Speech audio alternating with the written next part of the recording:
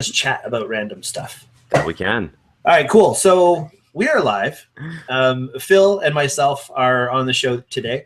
Thank you, Phil, for being here, as always. Oh, thank you for having me.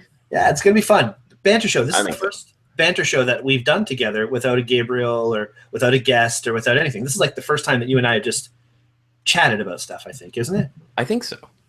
If well, not, in this format. yeah, in this format, exactly. And actually, on that point, it's funny because in the notes here, I was going through a bunch of photos earlier today. And actually, no, it wasn't. I'm sorry. I was watching the website. You know, on my website, it has the photos that just play in the background. Yep. Like a slideshow, and it just says Daytripper in the front. Daytripperphoto.com if you want to check out what I'm talking about.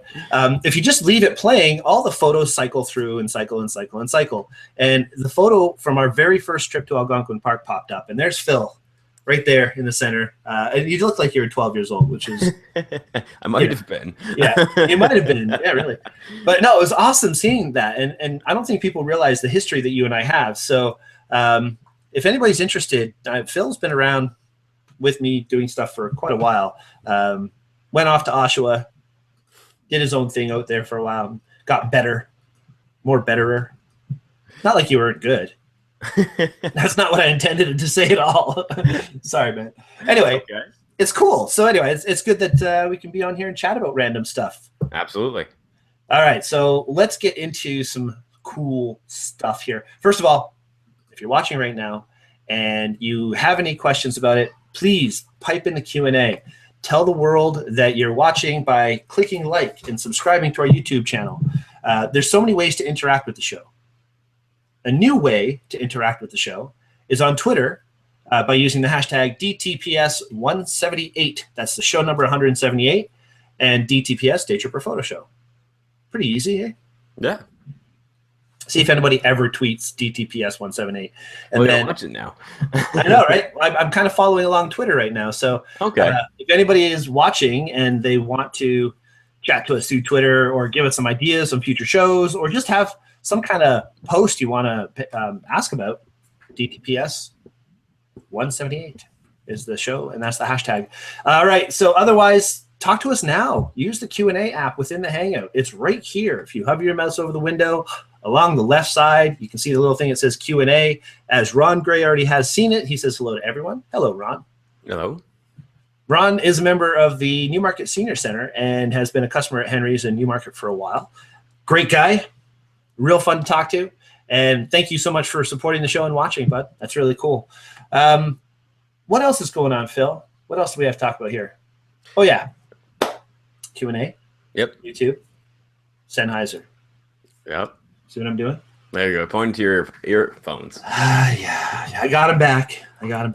They're actually really cool. I forgot how cool they were because Shelly's in the other room watching wrestling. We have the WWE network, of course, so wrestling's usually on the TV. And I could hear all this background noise. Can you hear it?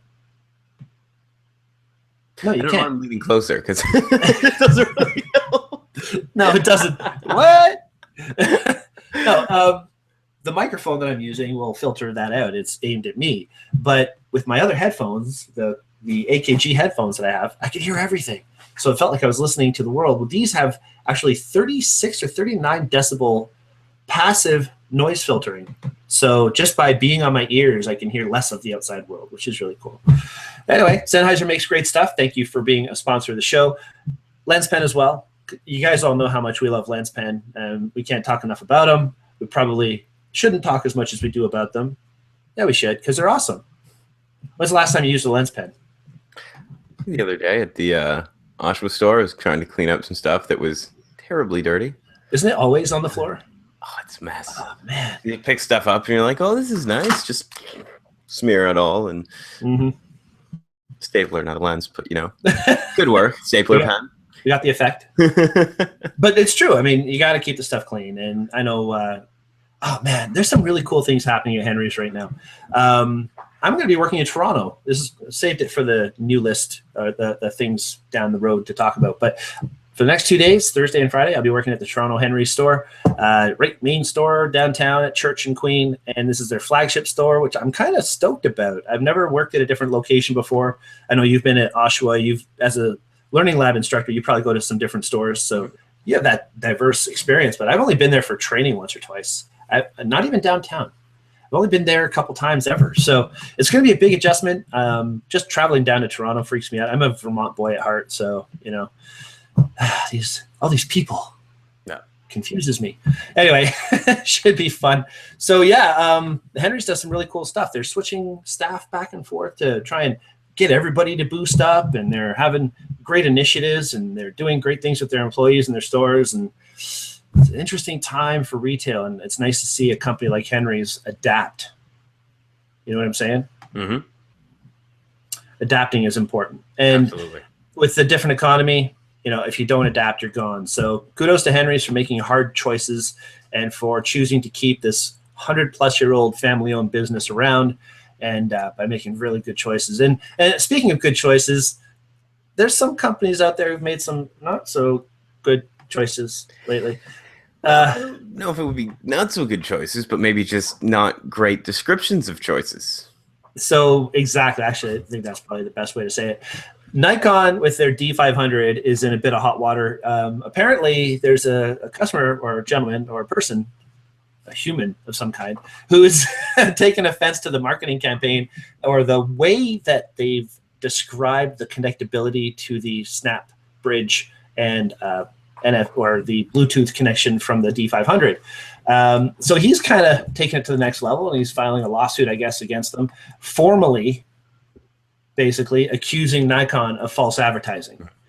So I find it kind of interesting because the other a little while back I was using the D500 to shoot wrestling, and I tried connecting these things and I couldn't do it.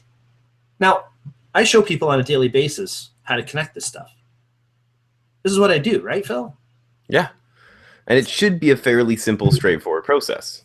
It really should. Simple and straightforward as it can be, since every manufacturer wants to do it just a little bit differently. Well, I was stoked about the idea because with Bluetooth, you get in your car when you have that Bluetooth connectivity, and it just senses your music, and you can start playing your music. Yeah. It's supposed to be less battery drain. It's supposed to be a little bit more efficient for keeping your stuff connected. But I couldn't get it connected. I couldn't even get it connected. So I actually had to take the memory card out of the D500, pop it in my D7100, plug in my dongle, and it took no time at all to transfer all the photos that I needed.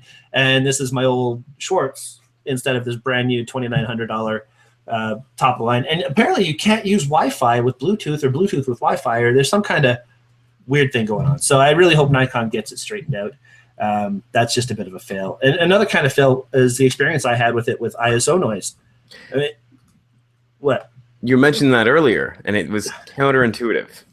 Yeah. So in my experience with some Nikon cameras, D750 in particular, higher ISO actually looked better than some lower ISO. I was shooting at 8,000 ISO, and I thought it was cleaner than 4,000 ISO, which doesn't make any sense at all. So it's my experience. That's all. When I got the 500, which is supposed to go over 1 million ISO, which of course isn't supposed to look good at that, it's just capable of doing it. And in my experience, if you have the capability of doing this really great stuff, the regular stuff should be a lot better. You know what I'm saying? Like if I could lift 500 pounds and you gave me 50 pounds, I could walk around with that all day long. Yeah. If you gave me 500 pounds, I would squish. So anyway, long story short, the ISO noise on the D500 did not impress me. It was 2500 ISO, and I had to do all kinds of cleaning of noise. And maybe I was picky. Maybe. I'm a picky guy.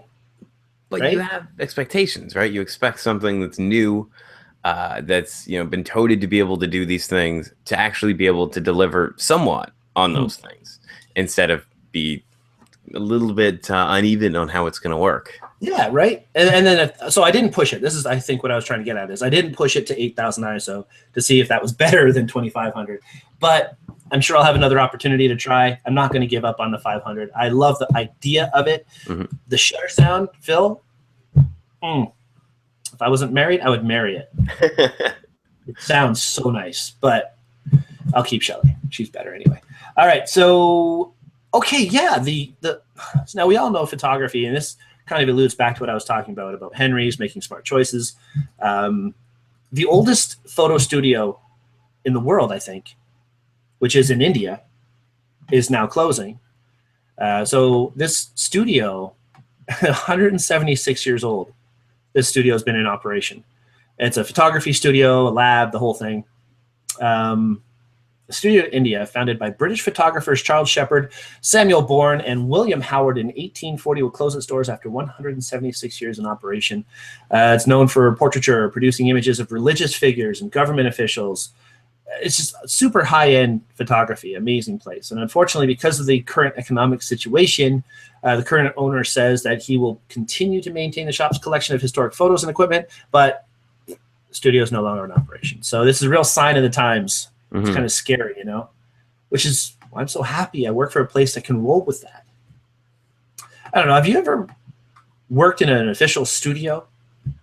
Not an official studio, no. It's an interesting vibe. Like, we've got the Loft Studio now, which I'm still head over heels about. Myself, Navi Noom, Gabriel Bousquet, you guys all know Gabe. Joseph Leduc, you all know him as well if you watch our show. And, of course, Navi's been a guest on and a host on our show for a long time. And, of course, Robert Schindelheim, who's a great friend of the community. Everybody knows Rob. So the five of us have this studio, but to aspire to be a studio like this, I mean, that's incredible. And to see it going down is kind of sad. It's a sad time for, I think, studio photography in general. And I hope it doesn't have more trickle down because it's tough. It's tough. I mean, getting people to rent studio space hasn't been easy. We use it for a lot of things. And luckily with Daytripper Photo, I run classes there and I do my reviews there now. And I'm using it for one-on-one training and so on. So it's really okay. But if you relied on it for just renting out space, studios just don't do like they used to, do they?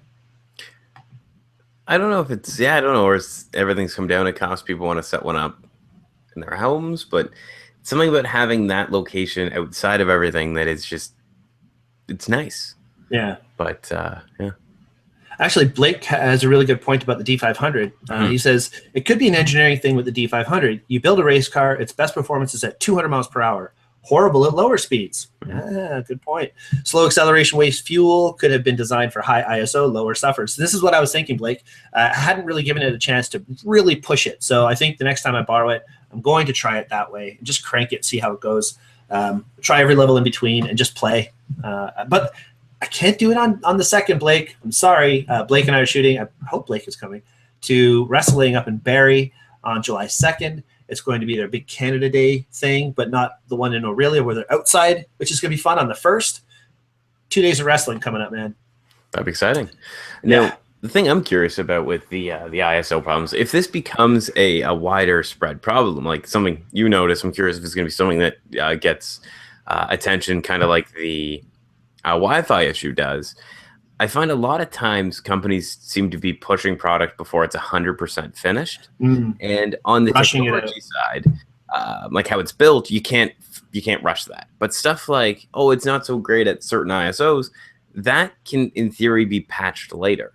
And we've seen this a lot. I'll admit I play a couple video games, but we've seen this a lot in that industry for the last couple of years that they'll release something to get it out on time, but then they'll try and patch it the day of or the day after release to try and fix it. And with technology getting to the point, and we've actually seen that a couple times with this thing, that something new comes out, and if the software is not 100%, they'll kind of fix it later. Yeah. And I hope that's not what it's coming to on the camera side of things. Well, I mean, Nikon has had some issues with delivering equipment with the earthquakes and so on that they've recently had. The whole DL line hasn't come out, and they obviously had to bring something out to you have to bring out new stuff or else you disappear. So anyway, yeah, I'm excited about them doing different things. And to your point there, Phil, even the Panasonic FZ300, when it was first released, it didn't have the post focus feature, and then they just added that in firmware. So there are some crazy things that can be done after the fact through firmware. Very cool. And this is something that you were asking me about. This is pretty cool. So there's a product called the KUKA reversing adapter. So I use the Nikon stuff, and I have a Nikon reversing ring for my 50 millimeter lens. It's a 52 mil thread, which basically takes my lens off, reverses it, puts it on backwards so I can do macro photography with a 50 mil. It's a great accessory. Oh, before I go any too farther, I just have to say hello to Heather. She said hello a while ago. I didn't want to ignore you, Heather. So hi. Thanks for watching. Okay, so back to the Kuka ring. I have Kuka ring. Isn't that the largest woodpecker in the world? The Kuka ring. I was going to say it sounds like a song. Oh no, actually, that's the kookaburra. Close. Anyway, it doesn't matter. I digress. So this Kuka ring is a reversing ring that continues to give you. Oh, you pulled it up. I was just about to. Awesome. I had it popped up for.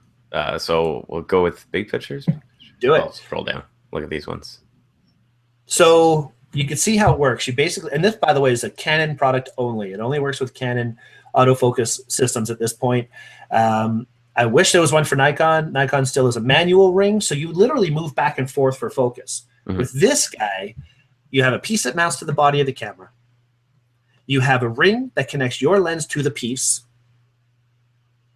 There they are. Thank you, Phil. And then you have the other part of the coiled piece connecting to the back of the lens where all the electronic contacts are, which allow for autofocus. So you're actually shooting autofocus with the lens mounted backwards to your camera. And you know what? It works. It actually works. You're going to have very shallow depth of field with a, I believe they said a 24 or 28 to 105 kind of lens. At the wide angle, you'll get a 2.8 to 1 ratio, and at the far end, you will get. Sorry, I've got that backwards. At the longest distance, the 105, you'll have a ratio of 1.1 to 7, and at the 28 millimeter, the wide angle setting, you'll have a 2.8 to 1. So it's magnifying 2 times or almost 3 times life size, which is better than macro. Now, the thing that I'm really curious about with this adapter set, and it's something that is at Henry's, and I am curious about its functionality, is, and I'm excited because it's there, because that means I can go and play with it. And so I'm curious because it has all the contacts on it. So I'm wondering if it will control not only focus, but let you actually adjust the aperture of the lens. Because the downfall slash advantage to the Canon lenses is that the aperture control on most of them, or on all of them, I should say, is purely built-in servo-based. So there's no mechanical adjustment whatsoever coming from the body or the body, or to a pin in the lens, and making hand gestures as if you can see them. I can actually. You have the see-through screen share. You can? Oh, I was gonna say that's awesome because I'm waving around and I look like a crazy person.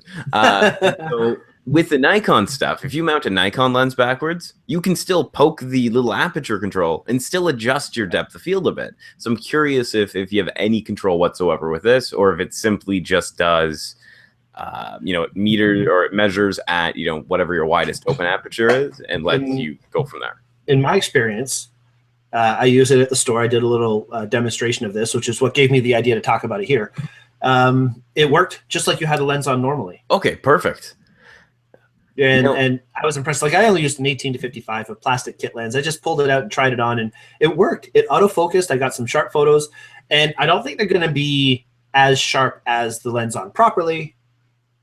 Potentially. I think that's just inherent in creating this difference in effect. But it's a fun tool. And you know what? This thing is $150, made for Canon. If you have a Canon DSLR and you want to get an inexpensive macro lens, here's an option. Take any lens you currently own, mount it on your camera backwards, and you'll end up with a very macro-looking result. Yeah. Now, this end here, it kind of looks like in one of the pictures. Now, this one, it's up here, so it's hard to see. Is that a filter ring? Yes. Interesting. So you can mount filters backwards, I guess, if you wanted to have a circular polarizer or something of that sort. I'm going to have to double-check that, actually. I don't want to just say flat-out yes. I think it is, but it looks like it. But it does look like it, but I don't want to confirm. I don't remember seeing it. So I don't want to go there. Not yet. I don't know. But that's super interesting. I'm excited to see what this thing can do. Because I like macro. I'm a big fan of it. And I know in most of the classes when we're talking about, the scene mode options and how they don't really do a ton, we always come to the macro option. We always talk about, well, it's not really a macro. It mainly just only works if you have a macro lens on your camera. And then I talk about, filters are a good way to get close up. I can use extension tubes. You can use, reversing rings. And this would be a great addition to that, because if it works well and it's built strongly enough, that'd be awesome. So I'm actually bringing a few of these in because I've got the session with Don Komarechka on July the 10th. Okay. And I'm bringing a few of these in. I'm going to borrow those and use them on the session as well. So Don's going to get a chance to play with them, get his opinion, see how they work. And that could be a lot of fun. In the Q&A here, Michael says he's curious with the D500 issue, ISO issue. You're finding it unappealing at 25, but better at 8,000. Well, to be clear, it's actually the D750 I had that experience with. I didn't push the D500 to the super high ISOs, which is what I want to get back to try and do. As far as the 400 to 1600, it looked pretty good. It was really when it got to about 2500 that I really started having to do a lot of noise reduction. Hard to imagine such a clean signal having an issue. If it really drops and rises again, Blake could be right. I think Blake is kind of right. As Blake says, of course I'm right, Michael. No clue, but he'd love to test it out. Blake has a D800, so he's used to a pretty good camera at higher ISOs. Also, Michael says, hopefully a firmware fix, like you mentioned, if that's the case. But what are you seeing in the image that makes it so good or poor at those ISOs? Well, basically, yeah, it's like what you say. The muddy pastel noise reduction look, they get from person is too far. Okay, yeah, no, that's not what you're saying. But yeah, no, I don't like doing too much noise reduction in Lightroom. I do it. I use Nick Define, and I find it works a little bit better. You have a bit more control. Then you bring it back into Lightroom, and then you can sharpen it back up again. It works quite well. But you know, why have to go through that effort? Seriously. Exactly, especially if it shouldn't need it. Yeah, because I'm really not pushing it at those ISOs. But we spent a lot of time on that D500. And as far as the rest of the stuff, I mean, yeah, there's Hasselblad medium format. Yeah, mirrorless Hasselblad medium format. Who's excited about that? Which is crazy. Nobody's excited about that. Now, I will say I was looking at it, and I'm not sure if there's an adapter, but it looks like that is going to require its own line of lenses. Most of the mirrorless do. So it'd be curious if they have an adapter for maybe the older lenses. So if someone coming from a Hasselblad system where they have a digital back and want to shrink smaller, because the size of it makes it look like it's about the same size of most DSLRs, if not a bit smaller. Mm-hmm. It's crazy. Well, I mean, first of all, sensor size equals lens size. So you're going to have big lenses. That's just the way it's going to be. But yes, but they can be closer than they would otherwise be, because that convergence distance is now half the size or something of that sort. So it is 2 new lenses have already announced and H lens adapters already announced. So Blake's on it, man. He is? Blake, buy his research. Week. Buy one from me. Thank you, Blake. Right. All right. So, I mean, there's so many cool things that have gone on. Sony being proprietary once again. Like, what's up with that? Sony, come on. Which I was going to look into and I didn't have time to. What do you mean? They are warning against unauthorized third-party apps for their A7R or A7 Mark IIs or any of their cameras that have Wi-Fi with apps you can download. Like, okay. if you're making a system like that, and there are third-party apps available, the only reason to say don't use them is to say use ours. Exactly. Right. So that's just. And as soon as you open yourself up to apps, you open yourself up to people doing things they shouldn't do with your camera. And this has always been the case. Even if you go back to the original Rebel series, as soon as we had a digital camera and we had firmware, people were creating alternative firmware. It's just a different way of doing that. It's a different way of getting to parts of the camera that, for whatever reason, whether it be taxation in Europe or just they didn't want to put the feature in, it's allowing you to get around that. Yeah, it's like Magic Lantern for Canon DSLRs. Remember that? No. So with Canon 7Ds or other Canon cameras, DSLRs, there's a program called Magic Lantern. It's basically a hack where you can go in there and you can do all kinds of advanced features and some really cool stuff. I think it was the Rebel XTI or something. It gave it live view or some. See, this is the stuff that bugs me. What that means is the features were there already. They were in the camera. Magic Lantern just kind of unlocks them. Well, it sort of does, but it also edits the base kind of software of the camera. And it just because something could do it doesn't mean it should. So if you're looking at something that has an older sensor, maybe an older processor, maybe it couldn't handle that. And for longevity reasons, they didn't put it in, or because they wanted to sell you a new camera. Yeah, well, video mode. In my opinion, when somebody starts doing stuff like this, it's more like a beta. I remember beta. I remember 8mm, where it's all very, you have to use our stuff. You have to use our stuff. Whatever. All right, so it's like in their batteries, info lithium. You can't really use a lot of third-party batteries because they have issues chips in them. And yeah, they're trying to shut you down. Yeah. It's the man. Yeah, no big deal. It's the corporations, man. Corporations. I still have Sony stuff. It is what it is. Yeah. In the newest update to Photoshop CC, shit gets real. That's what we have in the notes. I felt like saying shit gets real. Okay. That's all. Yeah, so apparently there's all kinds of new updates. There's a whole new CC and everything. And they have a new kind of update in the software, which is pretty cool. It's content-aware crop with face-aware liquify. Okay. So I'm going to have to try. I'm going to have to play with it. But basically, face-aware liquify uses facial recognition to identify facial features, offering slider adjustment tools to change the shape of a nose or a mouth, for instance. Content-aware crop aims to fill in blank canvas space around an image resulting from a horizon adjustment, for example, applying the same logic as the existing content-aware filter. I like that. That's a good idea. Right? So, by the way, shoot wider than normal. These stories I'm reading from are from dpreview.com most of the time. I'd say so otherwise if it wasn't. I find their stories are perfect. They have great news, and it's interesting when we can talk about it. So, yeah, it's kind of cool. There's always these new updates. We've talked about firmware and what it can do. Blake says here, sometimes the hacks do add stuff. Ignore the iPhone 3G never got video. Jailbreak community created an app to make it work. Apple never could. Sometimes features aren't there because the company isn't smart enough. So it's like with the new Creative Cloud, they come up with all these new features, and boom, you got them. So that's why I like having Creative Cloud. Do you have that? Do you have the photographer bundle? I do. I decided to make the switch about a month and a half, 2 months ago, and it's fairly useful. Like, I haven't used it on the road much. Like, I have the collections created so I can get Lightroom mobile and that kind of stuff. But I honestly do still a lot of my editing here. But the fact that it just continually gets updated is awesome. Because I just never have to worry about it. A new feature comes out and like, that feature warrants me spending another, $300, $400 on software, if not more. It just, boom, it's done. It's updated. And I never have to worry about it.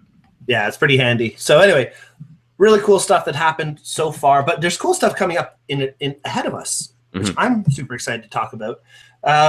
So there's a lot more stuff than just gear and companies and stuff. Phil, what's up with you? What have you got coming up ahead of you?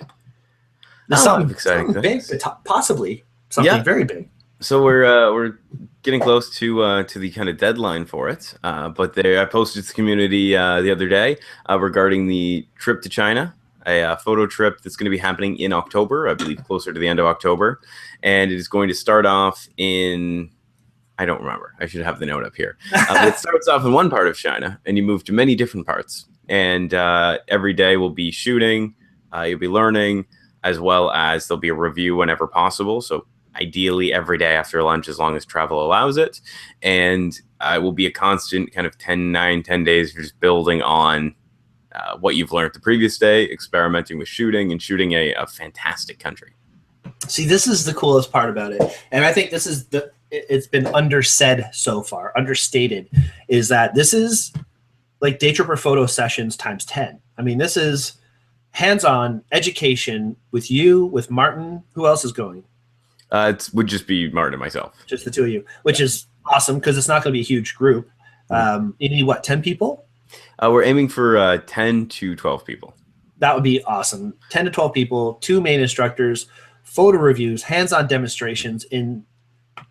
I can't even imagine the scenery. Like, I can, but I don't want to because then I feel stabby.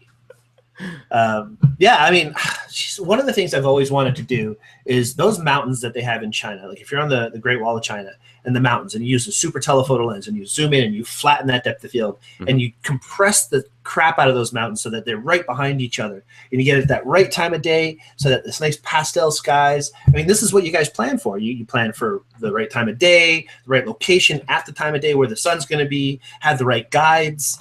It's not a cheap thing to put together. I mean, how much does this whole thing cost for somebody to come along with you? I don't actually have the price in front of me. But There's two prices. There's an individual price, and then there is a discounted price for two people. Let's say if you want to bring your spouse or any non photographic family member, anyone who's just interested in seeing a really beautiful place. I believe the normal individual price is just above 4,000, I think. And it's, I believe, 37, 38 for the two people. But think about it. It's once in a lifetime kind of trip. Exactly. So, and it's priced very well for having all your meals included, all of your lodging included, your travel included. The only thing that you would have would be tips whenever it felt necessary, as well as not for us, but for people that are there, as well as China requires a visa, and so it would be because we can't pay for it, the visa for the trip. Right. Well, yeah, you don't want to have to pay for that. Well, it has to be done by the person themselves. Right. It makes sense. But everybody check it out. Where's the website they can go to? Well, you can either give, I think the best option would be either give Martin a call at the Newmarket Henry store anytime from Tuesday to Friday, 10 o'clock to 4-ish. Or you can always message me on Google Plus here. Alternatively, you can jump to... Okay, so I thought you were on a community, the website for a second, and the link threw me off. So if you zoom in there, I think you have an email there on the bottom. So if you have questions, you can always email. There we go. AmazingAdventures@outlook.com. AmazingAdventuresLTD@outlook.com to be specific. Just so make sure it gets to the right people. You know what I'm saying? But yeah, okay. So travel from Beijing to Xi'an to Shanghai. Take the amazing history of a beautiful country. That's so cool. So cool. I hope it goes through, man. Yeah. And so we're waiting on a couple more people before putting it forward. And deadline for signing up would be end of June or really the July 1st weekend. Cool. Because it would take about a month and a half to 2 months, being conservative, to get all the visa paperwork put through. Right. That makes sense. Cool. Well, it's good that you guys are planning this. Hope it goes through. Good luck. Thank you. I want to see you go to China. I'm sure you do too.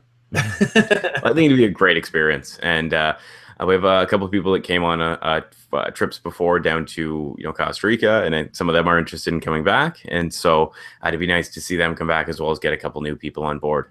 So there's been Costa Rica, there's been Galapagos. Martin did the trip to India. Yep. And Africa. Was there a trip to Africa? It was more of an independent trip. He was brought with someone. Right. That was with Dieter. Yes. Very cool. Awesome. Go with Martin, man. He's a world traveler. Go with Phil. He's badass. Sorry. All right. So there's more stuff too. I've got some cool stuff coming up this weekend. This Sunday, I am running a indoor light painting session for the Newmarket Camera Club, which I'm very excited about. I've actually got some of my gear all set, some of my props. I love this little thing. This is a prop that I've used before. It's not quite in the case properly because this case is disintegrated, but it's my little Voigtlander. Nice. Which I love this little camera. So looks beautiful when you use light painting, and it's just a really unique little camera. So I'm going to use this as a prop, and of course, all the folks that are coming are going to bring their own props that they're interested in, and we're going to talk about light painting and show how to do it and show how to modify the lights and how to get everything just right with exposure. Super excited about that.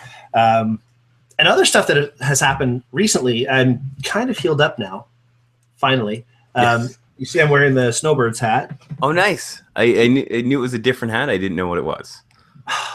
I am in love. I'm in love with air shows. It's the first air show I've ever been to, and it was the Baseboard 100th Anniversary Air Show. I almost crapped my pants when the F-18 came over. It's like they're telling you, okay, guys, if you look behind you, the F-18 should be coming from that direction. And I'm like, yeah, okay, cool. I look back, and it's a speck off in the distance, a glint of light from the sun hitting it. I look down at my camera to change a couple settings and get prepared. I look up, and I mean, it's literally, it was that fast. Have you ever seen an F-18? Have you ever seen a fighter jet that can do that kind of speed before? I've never seen one doing that speed before. Oh my God. The photo challenge for the Newmarket Camera Club right now, there's two. There's Get Low, and the other one is Heart Stopping something. Mm-hmm. And this was absolutely heart stopping. I literally almost fell off the top of the bleachers where I was standing. It took me off guard so much. My equilibrium got shot, and I almost took a header. But wow, was that thing ever awesome. And the maneuvers that it can do. And I just love that thing. The snowbirds were phenomenal. Have you ever, okay, I gotta pull up some pictures if I can here. Please do. Google Photos. Here we are. So this is the F-18 as it flew overhead. I happened to catch 1 or 2 shots. And I was using a 200 to 500 on a D4S, a full frame. So, yeah, it wasn't that far away from me. This thing was so close. And when it flew over, holy, I literally almost crapped my pants. I felt bad for Ross because he was behind me. And if I had done that, that wouldn't have been nice. But no, it was so cool. And some of the other shots that I got at the event were really fun. You can see here he's doing an e-brake. Like he was just flying straight, and all of a sudden the bottom end kicks out, and it starts to kind of break sideways like this. And of course, the condensation coming off of it, I thought that was pretty cool. Tom Smith, one of our Camera Club members, mentioned to me beforehand that by the 3rd or 4th air show you go to, you'll start to get the hang of it. And I was like, yeah, I don't quite understand that. I'm not a bad photographer. I'm pretty decent with timing and stuff, but I totally get what he means when I look back at the pictures now. I got some that were really cool, but I shot everything. Like a D4S is 11 frames per second, and I was shooting in burst for 40 or 50 pictures in a row. I came back with something like 2,400 photos. It was ridiculous. So I think the main point that I took from all this is don't go crazy. I mean, spray and pray is kind of cool when you don't know what you're doing, but the challenge is to learn what you're doing and to become better at it. And I'm really anxious now for the next one where I can take that time and I can really plan the shots differently and just burst the small bursts. There were certain parts there where the planes would kind of come at each other when the snowbirds were doing their routine. Have you ever, do you know what I'm talking about? Have you ever seen this? Let's see if I can find this. I haven't seen the snowbirds actually do a routine. I've always wanted to, but I've seen them fly over a couple times, and they always seem like they're so close together. And I know they actually are, but it's just odd to see airplanes that close together, flying. Totally. It's so odd. And they are that close together, Phil. Check this out. This is one of their routines as they flew past, which still it makes me freaked out when I think of how close they were and how close they are to each other. And then, of course, if I can just scroll forward here. I mean, really? That's just craziness going that close to each other. And I know it's kind of, there's my beautiful cell phone photo. What do you think of that one? That's what I love about Google Photos. It clumps all your cell phone photos by time and date with the other photos. And then there's some video. You're not going to hear it, so I'm just going to turn it off. But you make airplane noises.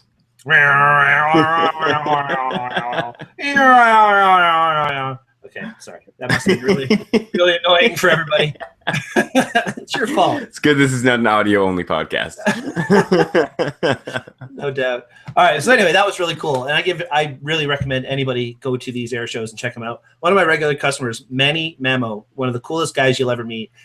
He goes all over. He goes to Malta. He goes to the States. He goes all over the world to air shows. And he keeps on telling me about them. And I'm like, yeah, it sounds great. I really want to do it. I ran into Manny at the air show. Nice. It was so cool. It was unplanned, and it was just really great to see him because he was in his element. Like, he was just grinning from ear to ear. Really great to see. And of course, it's sorry. I was gonna say going to the States for an air show would be something else. Like, we bring out some pretty decent airplanes here in Canada, but just the ridiculous variety that they'll bring out in the States, and because they like to show off what the military can do. Yeah, just the assortment of just ridiculous things is really the best way to describe it. I want to see the F-22 and the F-35s. I've seen this air show and listening to the F-18, and the F-18 Canadian fleet has about I'd say 100 and some odd F-18s in their arsenal, and I think 76 of them are active and still running and so on. They're starting to dwindle. They started with about 160 of them or so. They're starting to dwindle. They're getting a little older, long in the tooth, I guess you could say. And in 2017, they're going to be bringing in the new one, apparently, the F-35, which is so cool. So cool. It's a total stealth fighter, and it's supposed to be one of the top airplanes in the world. And it's something that Canada's been working on with the United States for years. And by the time it's all said and done, it's going to cost us about $550 million or $1 billion or something stupid. I'm cool with that. I'm cool with that. I'll pay. What do you think? Are you cool with that? I think that could have been spent better.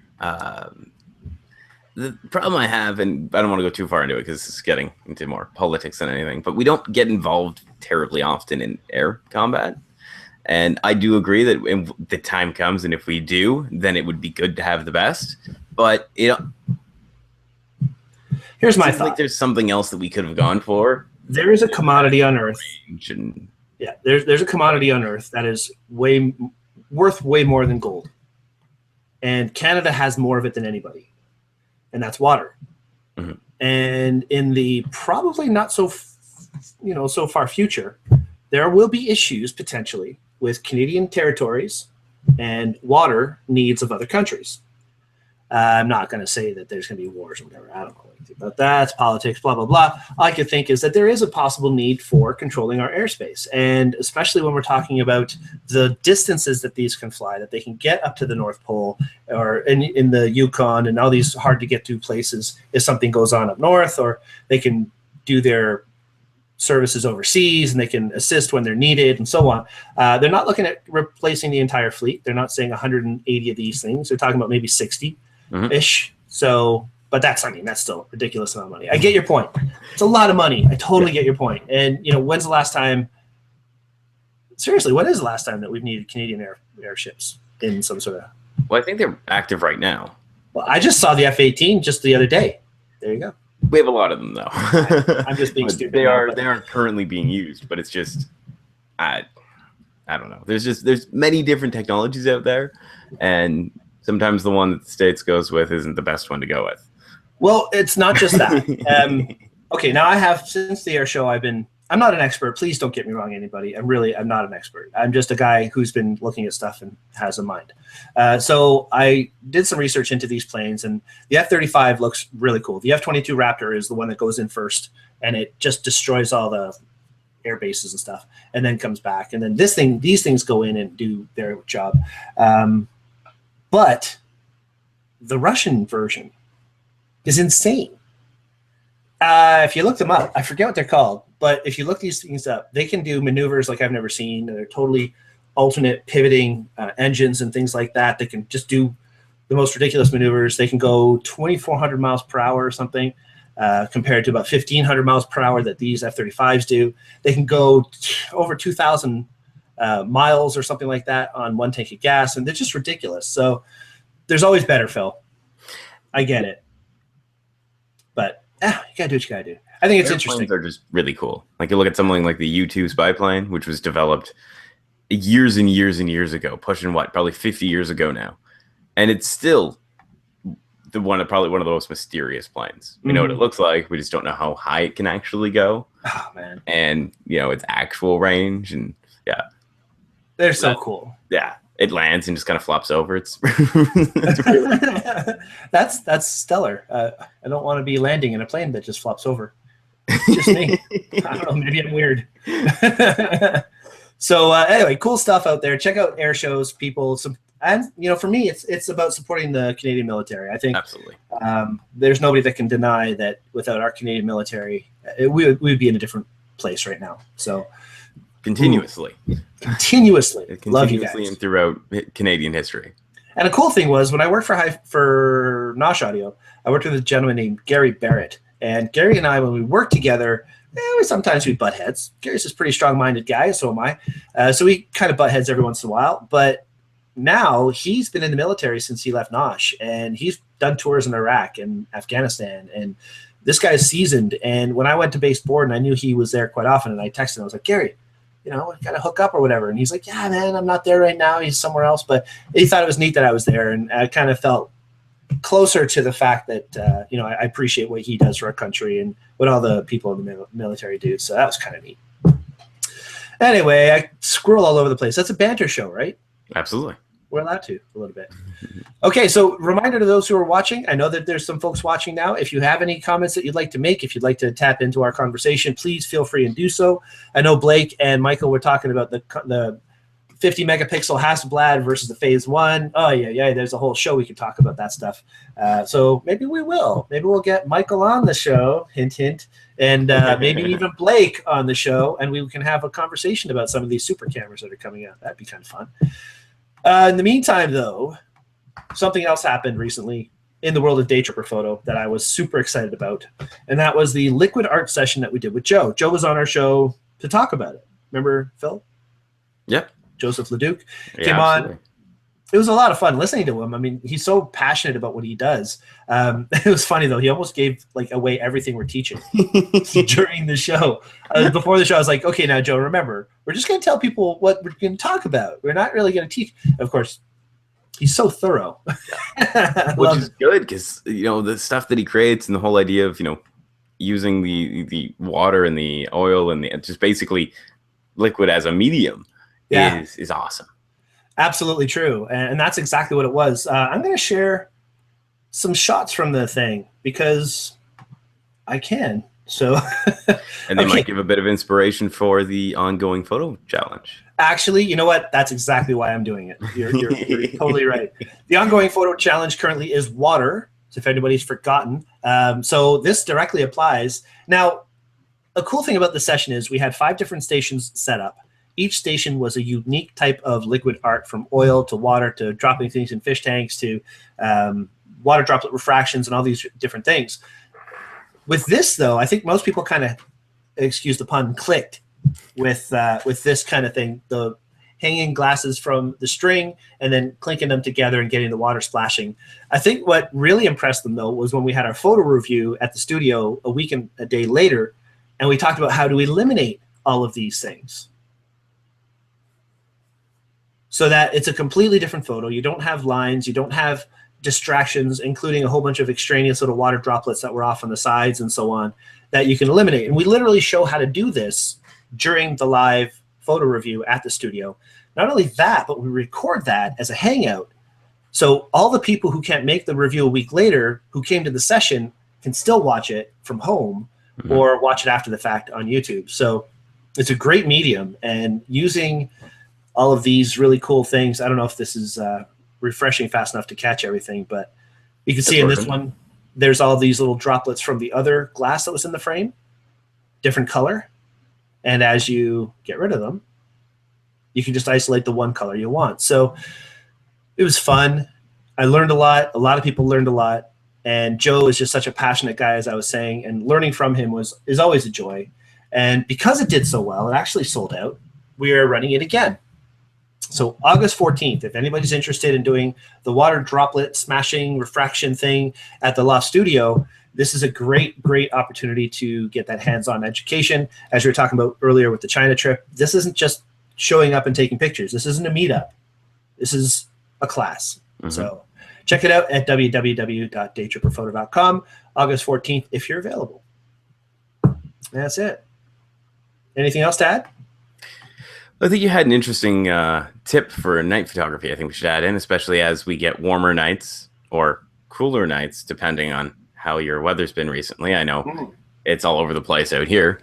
I'm in Pickering, so it's not like it's that far away, so it's probably the same for you. You know what? I was just going to say, it's not like I'm in India or something. But you had a really good tip for it, so I think we should go into that. Yeah, well, you and I had talked previously about, at the end of each show, maybe throw in an actual tip, a helpful tip. A quick tip, aside from our tips and techniques show, just something that you can just take and grab and run with it and do something cool with. So I was listening to Chris Marquardt earlier today, one of his podcasts, and there's a rule that Ross has been on our show before and talked about night photography, and he's given amazing night photography presentations for the Camera Club, and he kind of had this rule, but it's the rule of 60s, right? So if you take your one setting, you multiply it by 60, then you get the resulting answer. Blah. I'm not good with math. I'm not. Plain and simple, not good with math. Are you good with math? You should be good because you do like money stuff. Calculator, cool. So here's the tip, and it was so simple. For night photography, take a picture at 6400 ISO. That's it. Then you look at your photo afterward. You see how many seconds it exposed for. You check out your composition because it's very high ISO, and you don't need to go super long exposures. If you shoot on, just program mode, and you crank your ISO to 6400, see what shutter speed it shows, or go to aperture priority, crank your ISO to 6400, and see what shutter speed it shows. Take that shutter speed in seconds and multiply or turn it into minutes. Crank your ISO back down to 100, and there's your shot. So 6400 ISO, aperture priority, and choose your depth of field you want. And let the ISO fluctuate. See what happens. When you see that photo, make sure you're composed the way you like it, because obviously it'll be a nice bright photo, right? Because in a aperture priority mode, it'll try and expose to gray. So it'll bump everything up, and it'll slow your shutter speed way down, and you'll end up with a fairly obvious looking photo that you can see. If your composition is the way you like it, then all you have to do is crank your ISO back down to 100, change the seconds to minutes, and then there's your manual exposure setting that you would choose. So if you had a 45-second exposure, then go 45 minutes, and you'll get the same resulting image at 100 as you would at 6400. Make sense? Absolutely. Try it out. It was funny because on the podcast, Chris actually did the math. He sat there. He's like, multiply this and 2 and 2 and 2 and 2. And yeah, it's pretty close. I mean, it wasn't bang on exact to the equation and the one that Ross gave, but it's good enough to really make it an effective tip. Yeah. So hope that works for everybody. And again, our current photo challenge is water. Really hoping you see some cool water photos for our photo review, which is coming up next week. That is the 29th of June, the day after my birthday. Nice. Put that in your calendars. The day before, of course. I'm turning old, Phil. I'm turning old. Don't like it. Yes, sir. 45 years old. It's okay. Yeah. Take that by 6,400. It's boom. That was awesome. So I'm really not that old. Oh, and speaking of old, fireworks coming up on the 30th has nothing to do with old. Nothing at all. I just bad at segueing. On June 30th, guys, we're doing the fireworks session. Are you coming to the fireworks session? I think I'm going to try to. Okay. It's like a barbecue and fireworks, so it's food and explosions. Can't go wrong. Pretty good win-win. Big open field, lots of fireworks, lots of food, all-you-can-eat food barbecue, burgers and dogs. If you have special eating habits, bring your own food with you. Blake. Canada is almost as old as Bryan. Oh, yeah. Thanks, buddy. All right. Love you, Blake. No, but seriously, this barbecue and fireworks thing, it's our own fireworks display. This isn't going to the town of Newmarket fireworks display and sitting with thousands of other people and watching a show.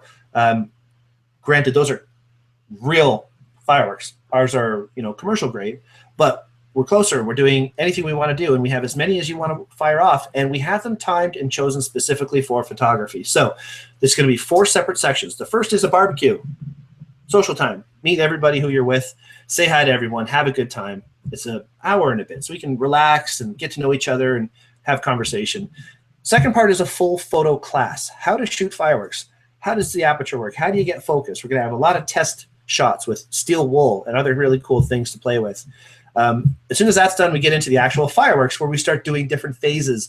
We have learning how to shoot, how to get focus. So we're blasting a bunch of fireworks off, making sure we have focus the way we like it, making sure everybody understands how to get focus and settings.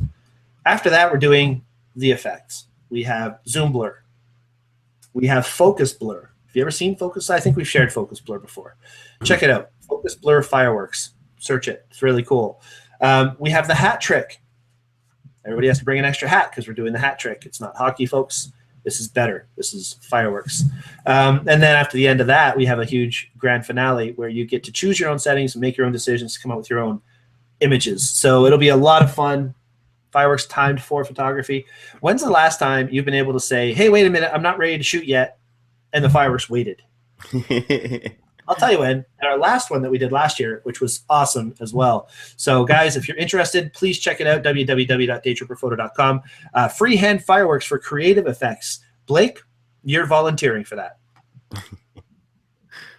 I'll see you there. He might mean freehanding the camera. I'm not sure.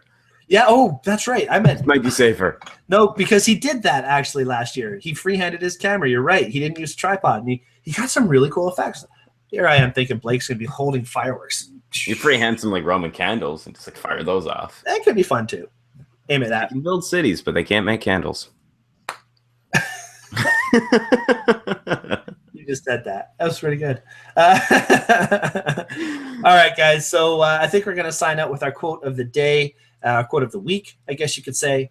Remind everybody one last time, the current photo challenge is water. Get out there, make your photos for water. We're reviewing them next week. What else is up for the next shows? Oh, okay. The next tips and techniques show. Sorry, I'm going to save the quote for a minute. All right. The next tips and techniques show.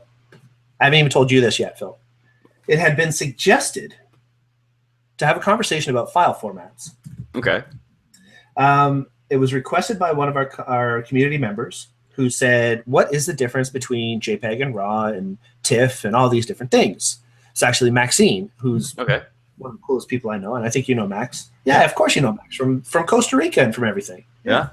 Anyway, so she was like, I want to know the differences between file formats. And now we've done raw rules and we've done, what is raw and JPEG. But we haven't really gone into, bitmaps and GIFs and TIFFs and all these different things. So we're going to talk about them. We're going to discuss where they're best used. And it's not going to be pro-raw conversation like it usually turns into. It's going to be this is this, and this is how to use them. So should be a lot of fun. That's the next Tips and Techniques show. And all kinds of cool things. We've got a special coming up on the 27th of July. Blake is going to be involved in tips for cold water, which is going to be really kind of cool. So shooting events like the Cold Water Festival and so many cool things coming up. So keep watching, guys. Keep tuning into the Daytripper Photo Show. Thank you, Phil, so much for being here tonight. Thank you for having me. You're awesome, dude. Why don't you read the quote? Okay. I'll read it because it's kind of it's a bit more in your alley. Yeah, it's kind of a wrestler, dude. So this is a paraphrased quote. I was watching TV and John Cena came up with an amazing idea. And he was asked, what is your best match? He goes, the one I'm doing next. No, John, seriously, what's the best match you've ever had? The one I'm doing next. That's his answer all the time. And what he means by that is that you're always trying to get better. You're always trying to improve yourself. You're always trying to compare yourself to how good you can be, not how good you have been. So the best thing you do is what you will do next. And that's our quote of the week. And I hope everybody feels that way because we're always trying to improve. We're always trying to get better. And your next photo will be your best photo you ever make. So, there we go. Thank you all for watching us this week. Have yourselves a great week. We'll see you all next week when I'm older. Whatever. Thanks, Phil. Thank you. Good night. Night, guys.